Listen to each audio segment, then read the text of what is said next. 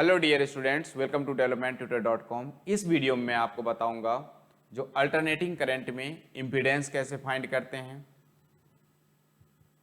इसका phase angle कैसे find करते हैं, प्योरली रेसिस्टिव सर्किट में क्या होता है phase difference, purely inductive circuit में क्या होता है phase difference, purely capacitive circuit में क्या होता है phase difference.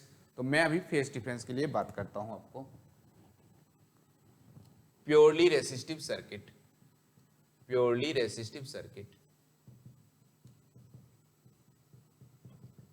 Purely resistive circuit का मतलब होता है जो ऐसा सर्किट जिसमें सिर्फ रेसिस्टेंस हो उसको बोलते हैं हम लोग purely resistive circuit. Suppose this is the R here और इसमें हम so this V equal to V not sine omega t. यदि मैं I लिखना चाहूंगा तो V अपॉन R लिखूंगा, V not sine omega t upon R, that is what V not upon R into sine omega t. This become I not sine omega t, because मैंने I not को बोल दिया V not upon R।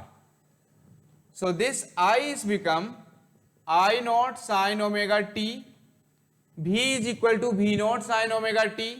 दोनों ही graph हमारा sign का है, कोई उसके बीच में फेज डिफरेंस नहीं है, कोई एंगल का डिफरेंस नहीं है। तो क्या हम कह सकते हैं कि वोल्टेज और current in A purely resistive circuit में दोनों सेम फेज पे होते हैं। जिस तरह से आप देखिए इसका ग्राफ कैसा होगा,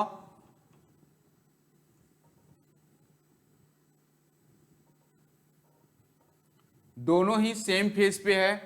यदि ये हमारा I नॉट है, ये हमारा V नॉट है, this is our minus V not, minus I not, minus V not.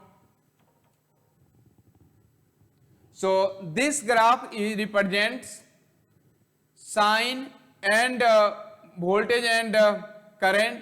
This V equal to V naught sin omega t and I equal to I naught sin omega t.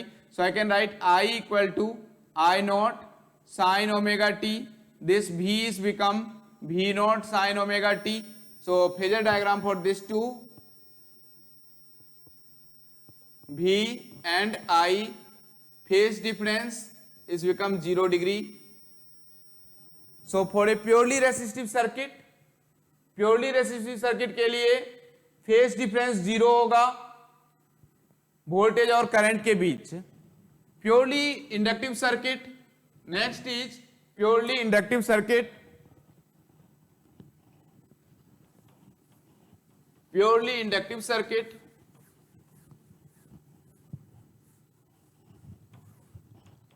purely inductive circuit, it contains only inductance,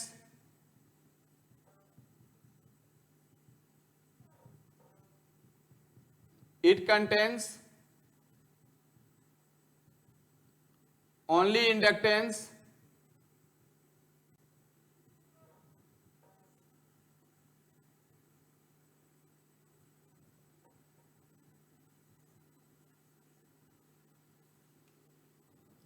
V equal to V naught sin omega t.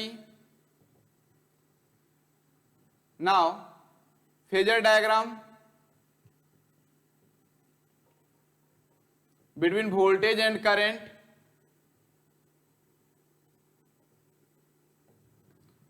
Voltage हमारा यहां पे इस तरह से रहता है V of L और ये हमारा करंट होगा। फेज डिफरेंस इन दोनों के बीच में पाई बाय 2 होगा। आपको कैसे पता चलेगा कि प्योरली इंडक्टिव सर्किट है?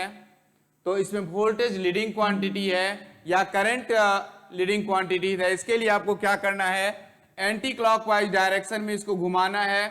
जो आगे आगे मूव कर रहा है वो लीडिंग क्वांटिटी, जो पीछे से मूव कर रहा है उसको बोलेंगे हम लोग lagging quantity. So for a purely inductive circuit,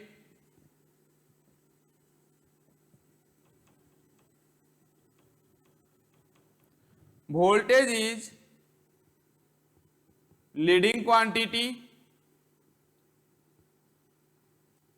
and current is lagging quantity. Voltage is leading quantity, current is lagging quantity. Suppose purely capacitive circuit,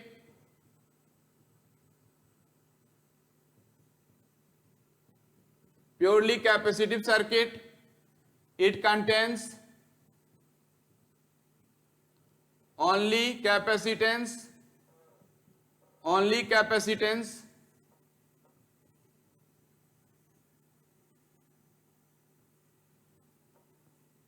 so this is V equal to V naught sin omega t.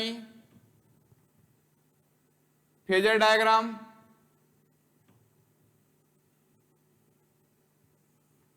आई भी phase difference 90 degree, anti clockwise direction में घुमाएंगे तो current आगे आगे चलेगा, voltage पीछे पीछे. So it means for a purely capacitive circuit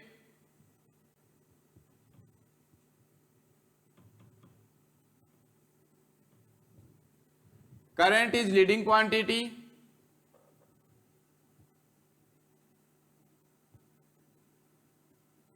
and voltage is lagging quantity.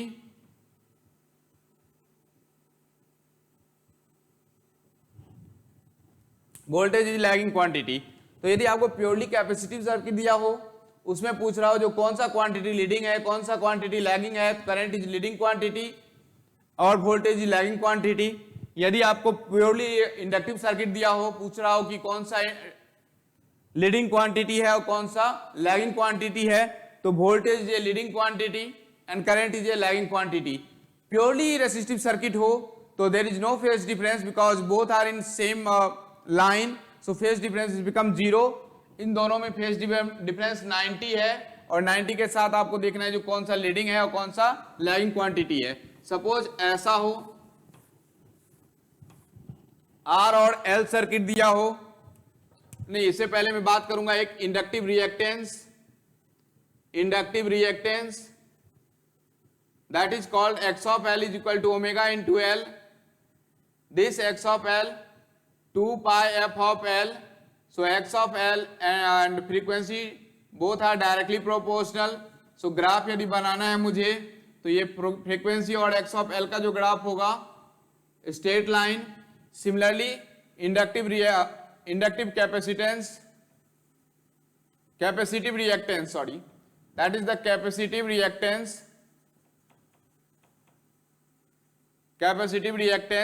that is x of c equal to 1 upon omega c.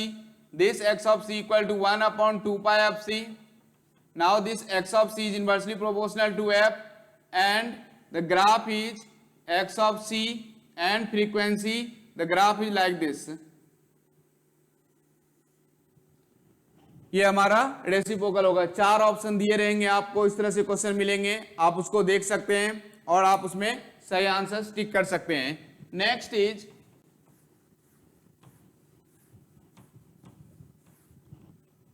RL circuit. यहां पे आर दिया रहेगा, एल दिया रहेगा और आपसे बोलेगा what is the impedance of this circuit, how much current flowing from the circuit. So this V equal to V not sine omega t. This is R, this is x of L. Z is become root of R square plus x of L का whole square and phasor difference tan phi equal to XL upon R. This phi equal to tan inverse x of L upon R.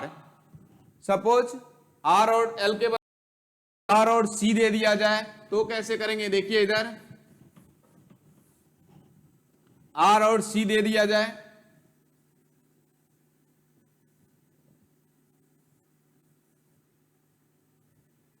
This is R, this is C. So impedance को Z से denote करेंगे, R square plus x of C का whole square that is Z. और phasor difference पूछा जाए tan phi equal to XC upon R. So this phi equal to tan inverse x of C upon R. This x of C equal to लिखते हैं 1 upon omega C. So this phi equal to tan inverse 1 upon omega into C into R. यहां पे भी आप लिख सकते हैं tan inverse XL को लिखते हैं omega into L upon R.